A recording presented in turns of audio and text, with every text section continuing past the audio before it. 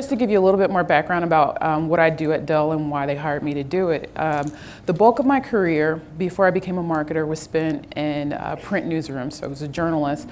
And anybody who's worked in a newsroom since 2000 anything has also had to work in print and also digital if you were at a paper of any size.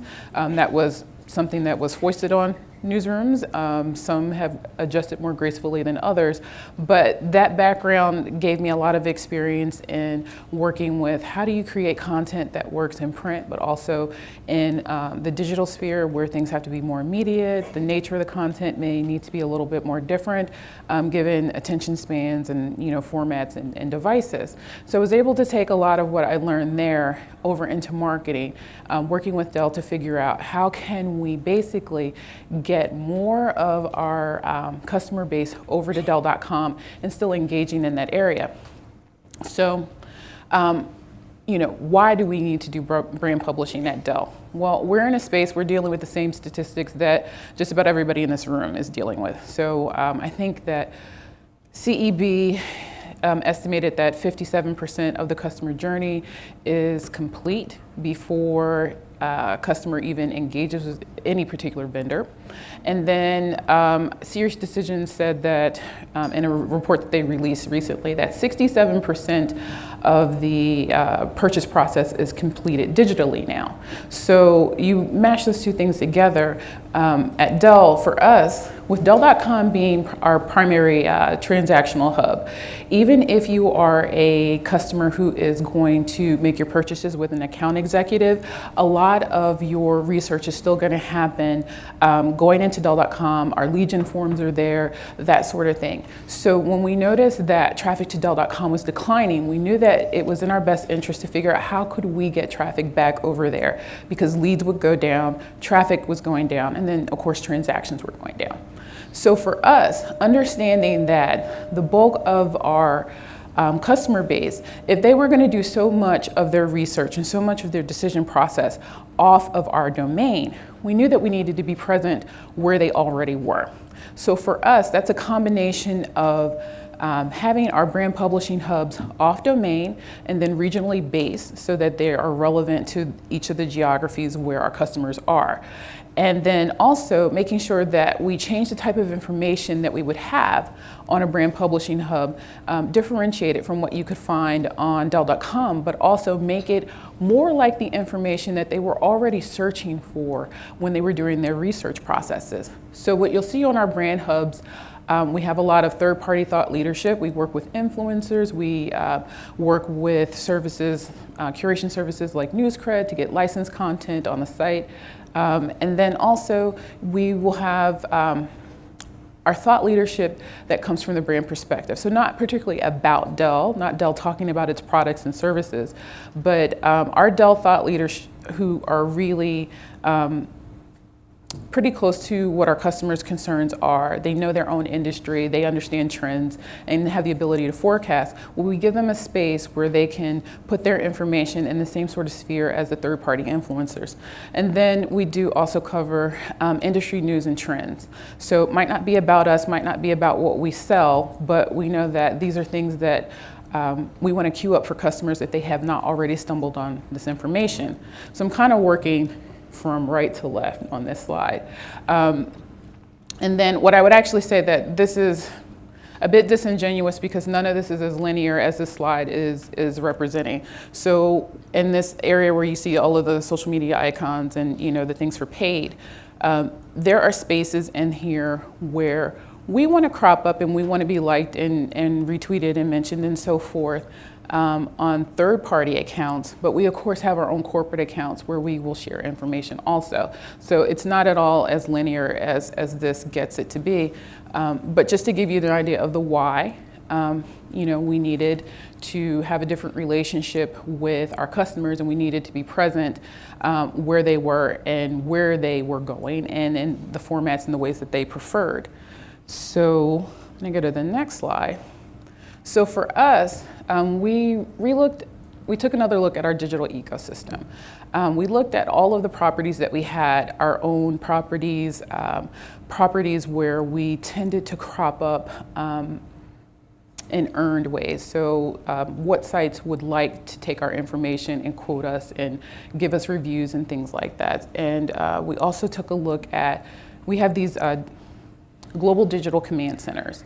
So we do a lot with social listening to find out what are our customers and also competitors, what are they saying in social, how are they behaving, who's interacting with them, what do they talk about, what kind of information is trending. We mesh that up with our search research to look at what do customers actually look for when they're stumbling across information that kind of touches what we offer. And so we take all of that information and we put them into insight reports for our marketers.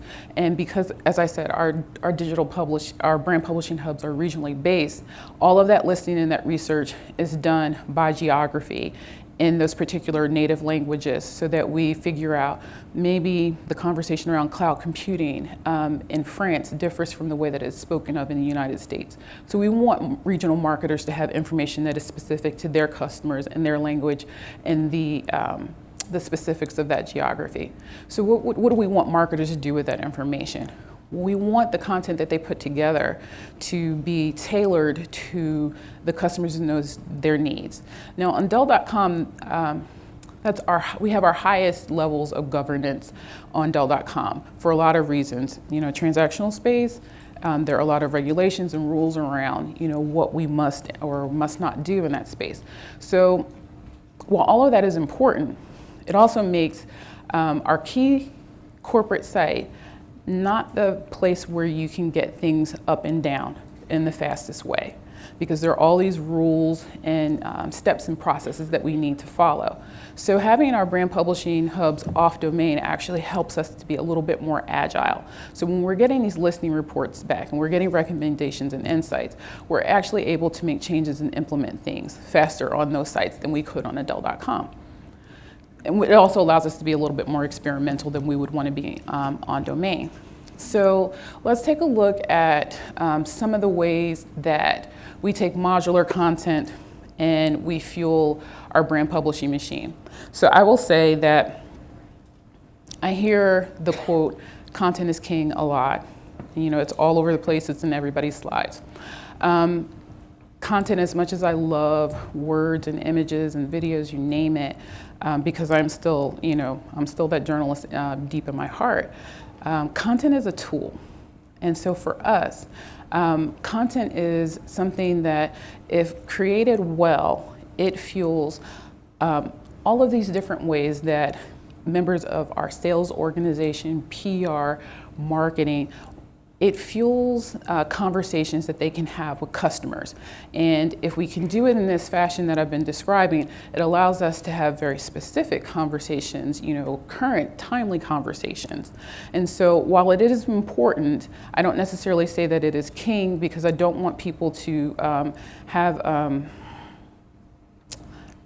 outsized expectations for content. It is a tool that you can craft well, use well to your advantage or not, but it is not a magic wand that you can wave at marketing. So what we focus on is the idea of creating pillar pieces of content that can be broken apart and used across different channels. This is more cost effective for us than launching a campaign and having a sort of static number of assets that we are going to release and, what we call the BOM, the bill of materials. What we tend to look at, we look at the research that we got from our market data and knowing what we want to have in market, and we figure out what does that pillar piece of content for that particular campaign or engagement need to be, and then we figure out what we would need to do with the little modular bits of pieces that would be in it. So let's, for instance, say, if you look at the story that's in the middle, the healthcare industry recognizes the value of big data.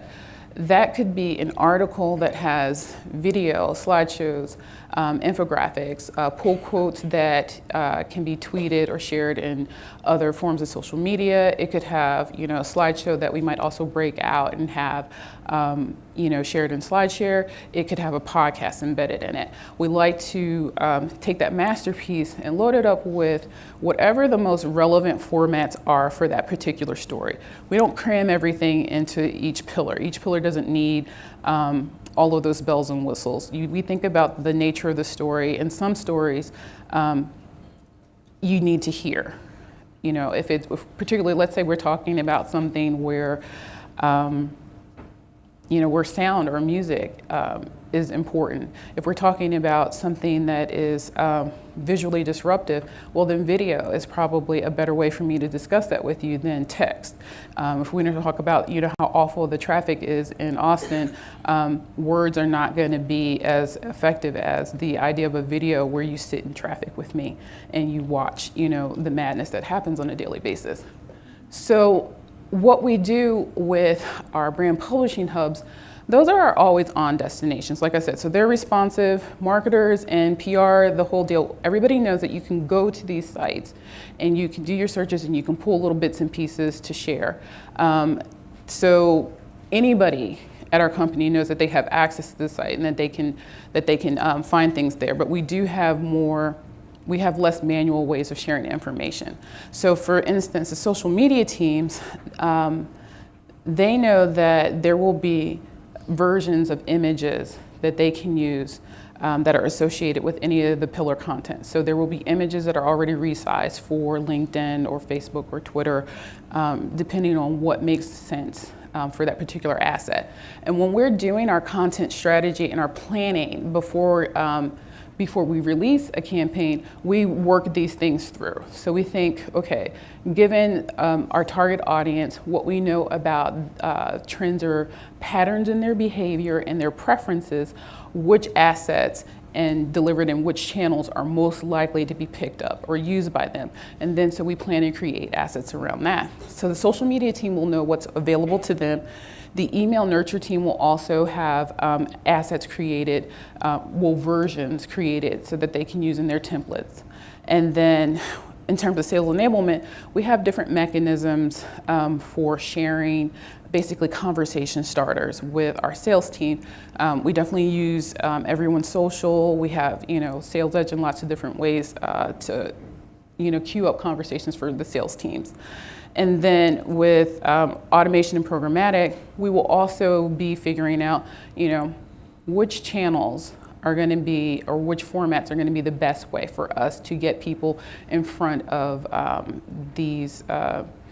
get in front of the messages basically. And so what listening helps us do is to figure out what do we need to put in market and when do we need to pull it out? When is it not on topic? You know, so we compare that with our standard metrics and analytics reports that we will get, but we also mesh in the information that we're getting from listening.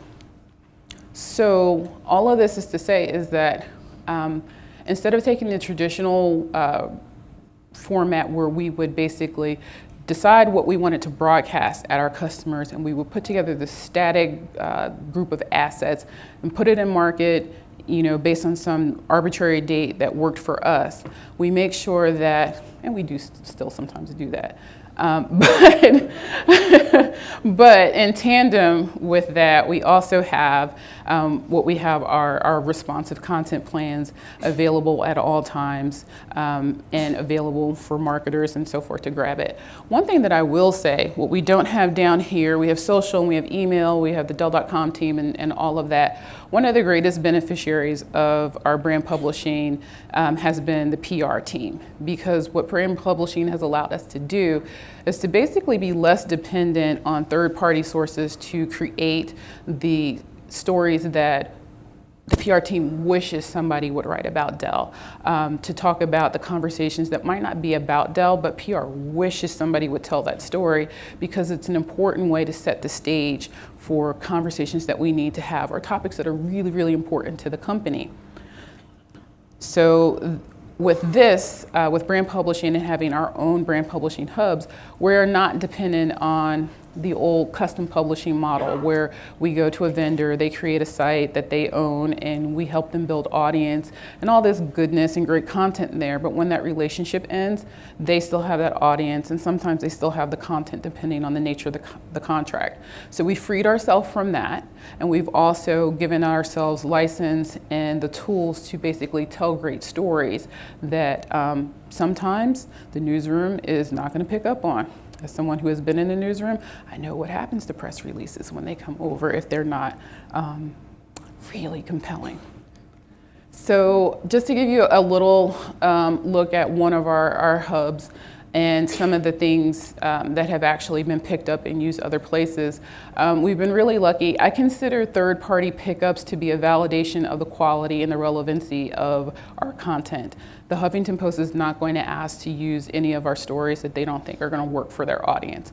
And I think they are still probably the most visited news site in the US. I'll have to double check that stat.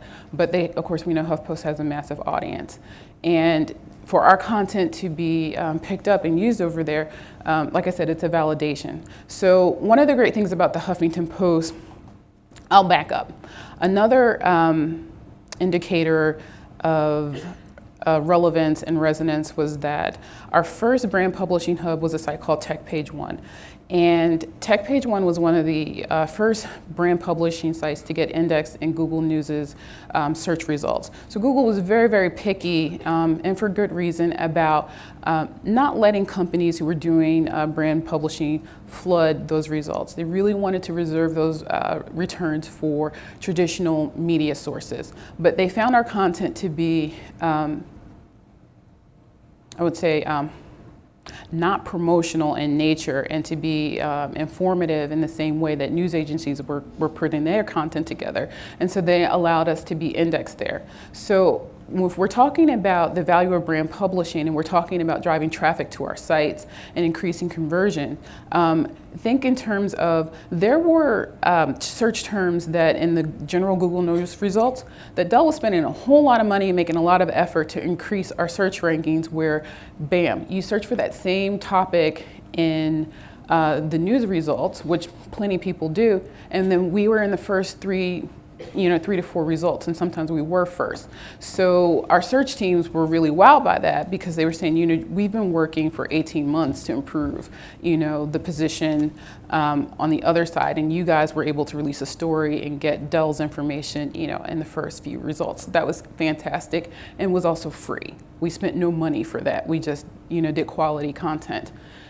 The Huffington Post approached us because they were seeing some of our stories and really liking them. And so they reached out to the agency that we were working with to create some of our stories. And they said, if you're going to have these types of stories on a consistent basis, we would like to basically open a relationship with you where you can, let us know what's coming out and pitch, and we will republish your items as is. And so they weren't stripping out our links or anything like that, even if they were links to Dell.com.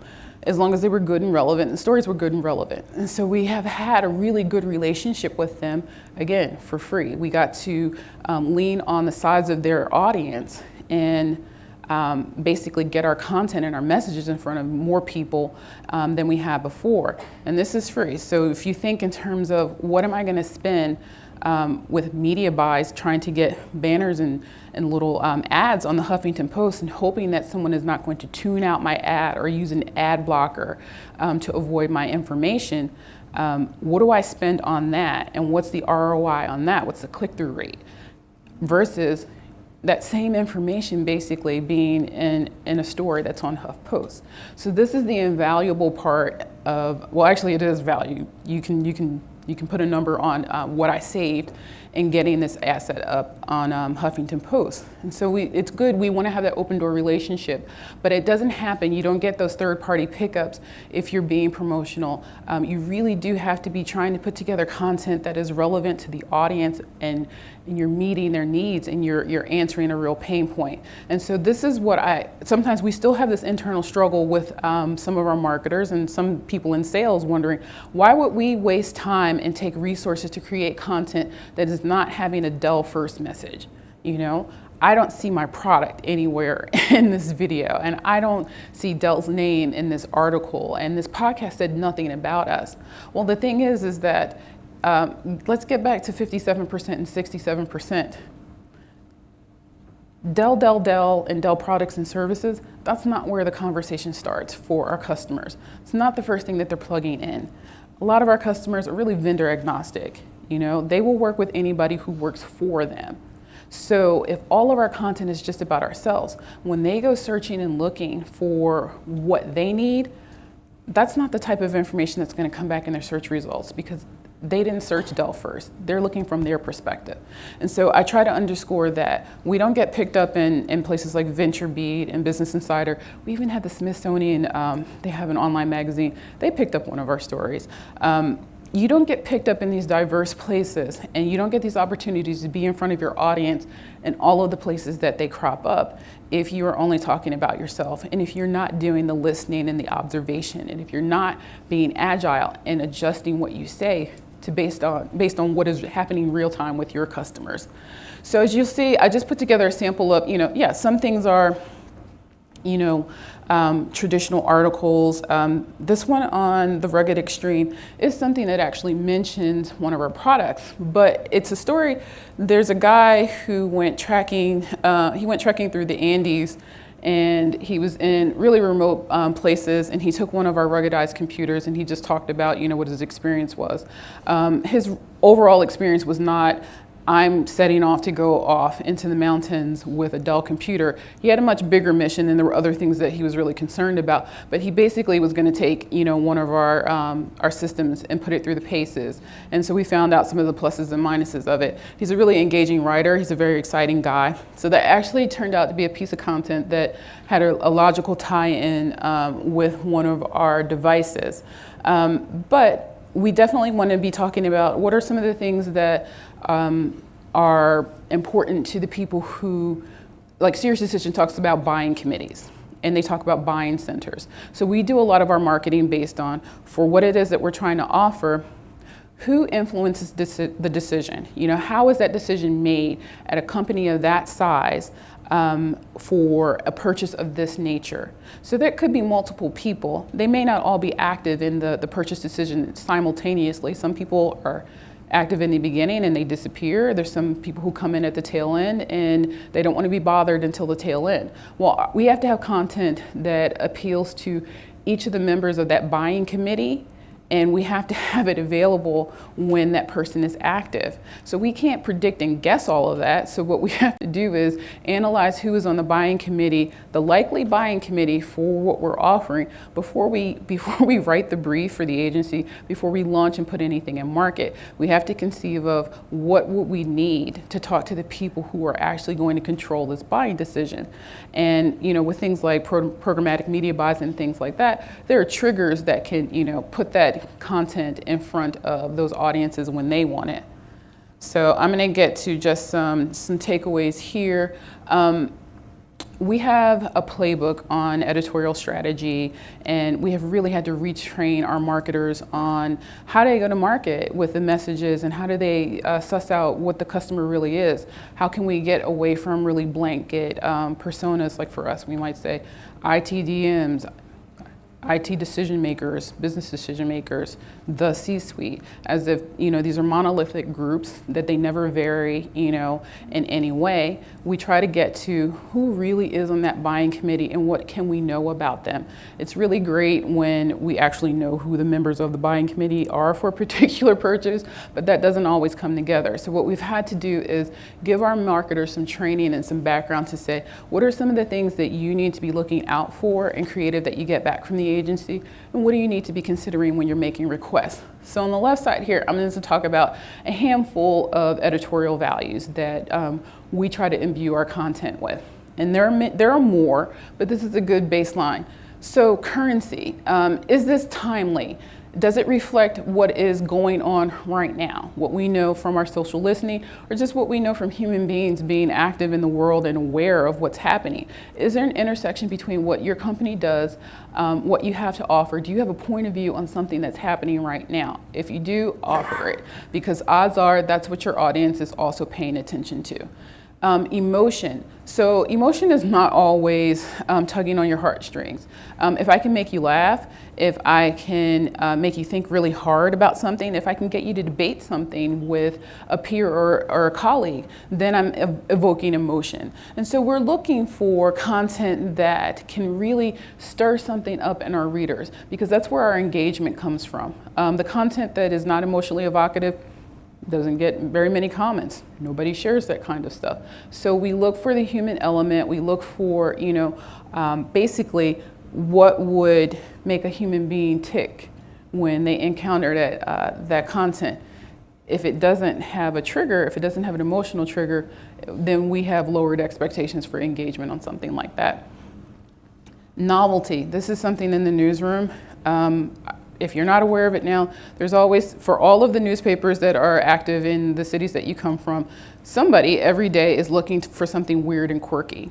So that odd thing that you're like, this should have come from BuzzFeed instead of the New York Times. Well, not really. There's somebody at the New York Times who's gonna keep an eye out for things that are just a little bit odd.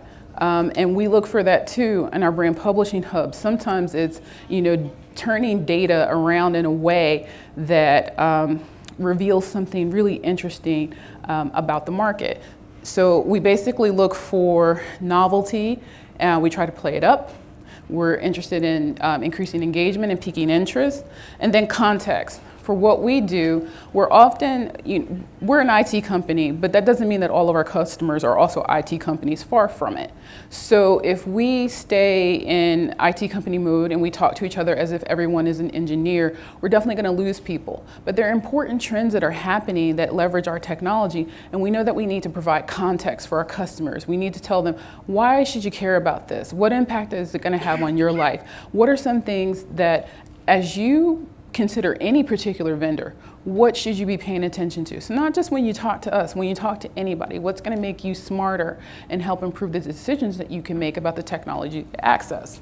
So that's what's really important. I'm always challenging our teams on context. What's the context? And then on the left, these are just some basic questions that we ask. If you're not addressing a customer pain point, why do we have this? It's perfectly fine to have some things that I call dessert that are just simply entertaining. But you wouldn't feed a child a full diet of dessert without anything nutritious, so we don't want to do the same thing with our content. And then in terms of content mapping, we're always looking at what assets are needed to introduce this concept that you're talking about and what needs to follow it. Now, sometimes, of course, the asset that we're talking about that's in question, it is the initial story. It is the first thing that somebody needs to have in hand. But what we try to avoid is dead-end content. So you land on it, there's no place for you to go. All you can say is, well, thanks for that. And then you go to somebody else's information. We want to make sure that we have mapped out ahead of time what is the next step? What is the next logical step that somebody could take after they've landed on this? And then we want to have call to actions embedded so that we point them in the way to go. We don't want to just say, go to Dell.com and wander around and maybe you'll figure out where the next place to go. It's not a scavenger hunt.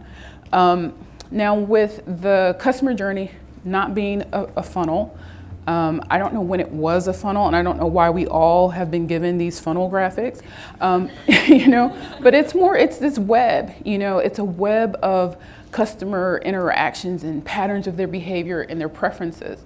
And so we know that just because we have a CTA doesn't necessarily mean you're going to follow it right now, but maybe you'll bookmark it and come back to it. But I've planted the suggestion. A lot of marketers are not even making the request of where a customer should go or what they should do next. Or they have competing CTAs.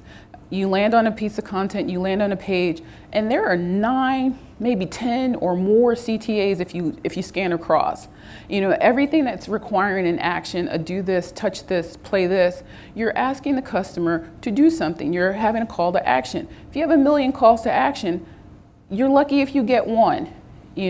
So what we try to do is look at distilling what our CTA should be and having a hierarchy of CTAs in our content so that we can direct people. We state our preference. And a lot of times that's the best thing that you can do. Cannot force I don't have a magnet right now that draws someone's finger to their phone so that they tap on, a link that I have. If I figure that out, I'm gonna patent it and I'll come back later and I'll tell you guys all about it. But I don't have that, and nobody has that, because if they did, I'd buy it. But state your preference and arrange it in a way so that you don't tell your customer basically that all of these CTAs are equivalent.